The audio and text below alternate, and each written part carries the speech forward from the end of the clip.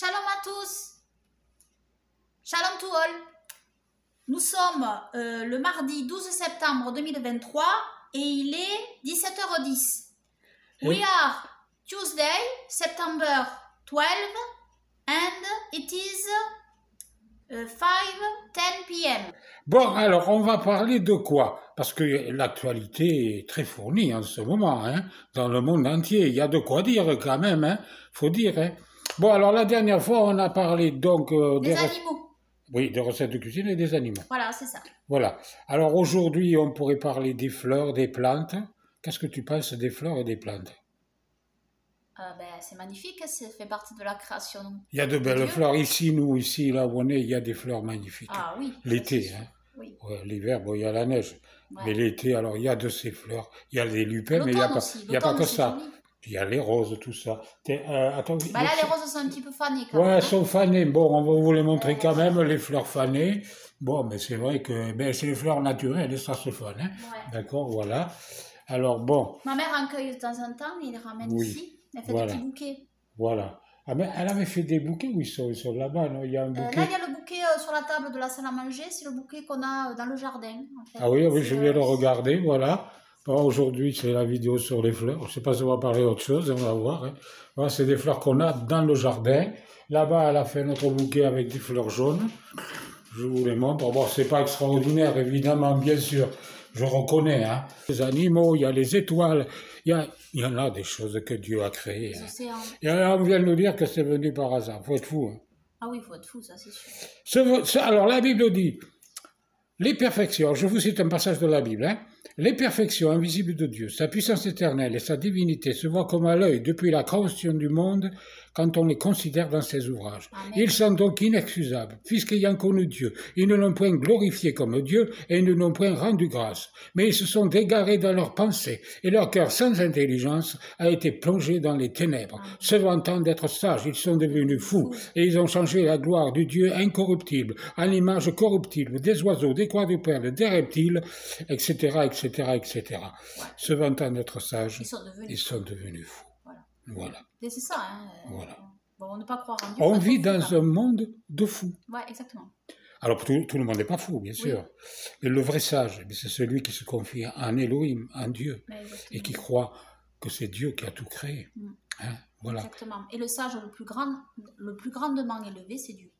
Évidemment. Et ouais. Oui. Ça, c'est la citation du livre de Siracide. Oui. Ouais. Voilà. L'intelligence, c'est de me connaître, dit Dieu. Oui, exactement. Oui. Et la sagesse, c'est Dieu lui-même. Voilà.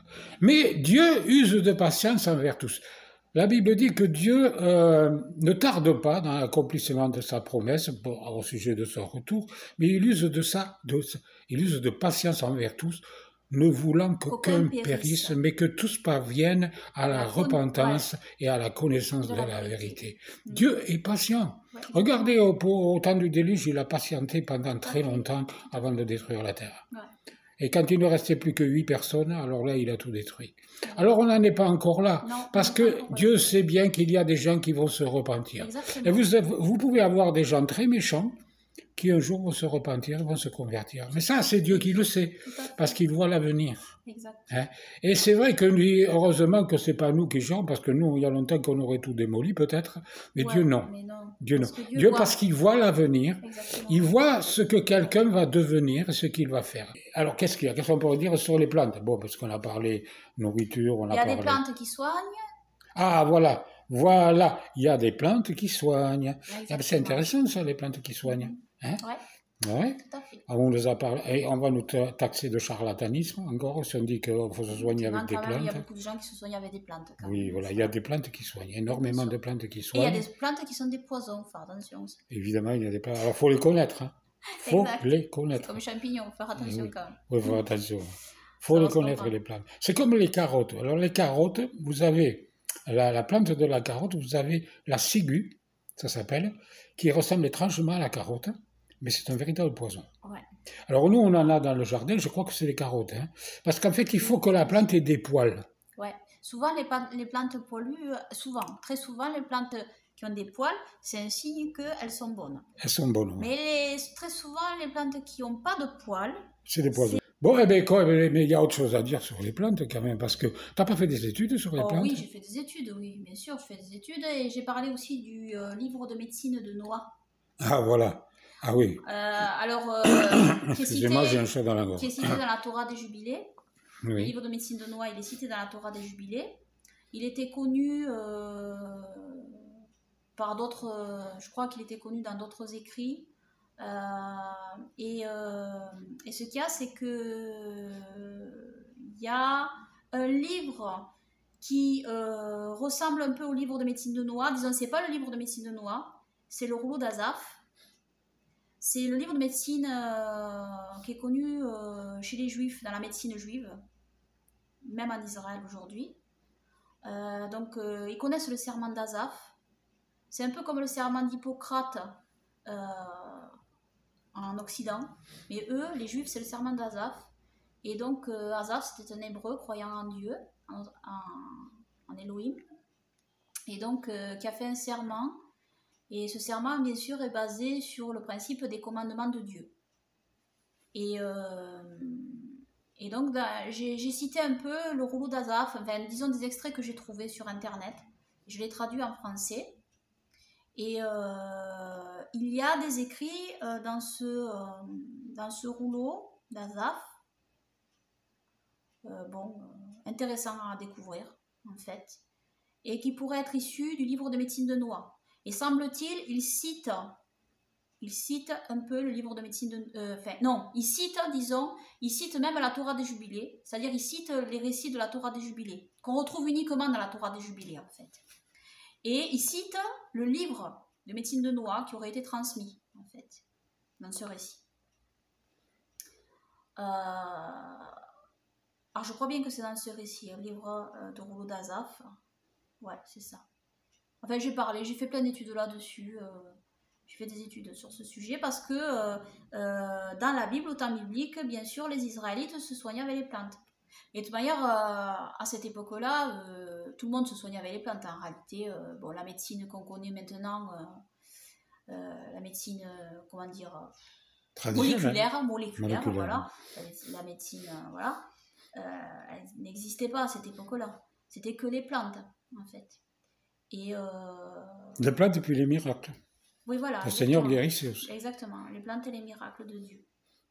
Et donc Dieu, c'est je me rappelle à un moment donné, il y avait, je sais plus, c'était un roi qui était malade, et Esaïe lui avait dit de mettre une masse de figues pour qu'il guérisse. C'est bizarre. Oui. Je n'ai pas trop compris pourquoi. Mais oui, Dieu se sert aussi. Et puis il y a un remède naturel qui est cité dans les Saintes Écritures, c'est le tsori.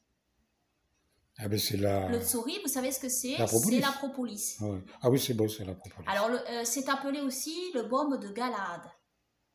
Voilà. Il est fabriqué par les abeilles, pour ceux qui savent. En hébreu, voilà, pour ceux qui ne connaissent pas, la propolis, c'est un autre élément fabriqué par les abeilles que le miel. Elle fabrique la propolis, elle fabrique aussi la gelée royale, ça c'est uniquement pour la reine. Et la propolis a des vertus incroyables, c'est extraordinaire.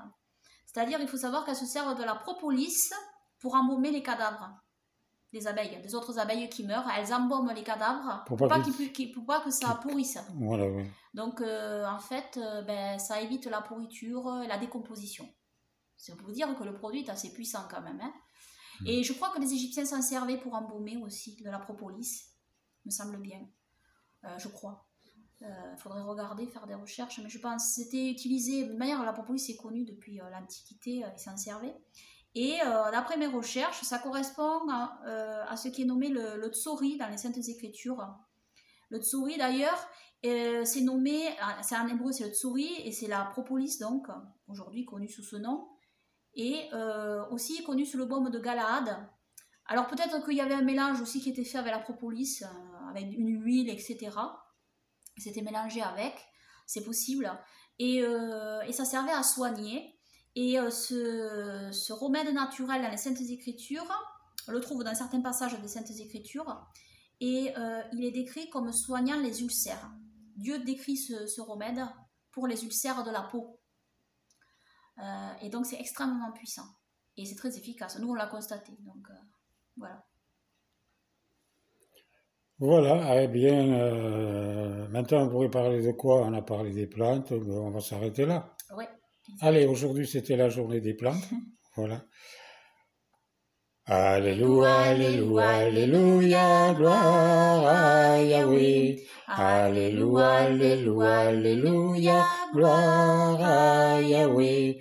Gloire à Yahweh, Alléluia, gloire à Yahweh, Alléluia, gloire à Yahweh, Alléluia, gloire à Yahweh. Amen. Gloire à Yahweh, gloire à Yeshua pour toujours. Amen. Qu'Elohim vous bénisse à tous. Yeshua est Elohim. Elohim et Yeshua. Amen. Amen. Amen.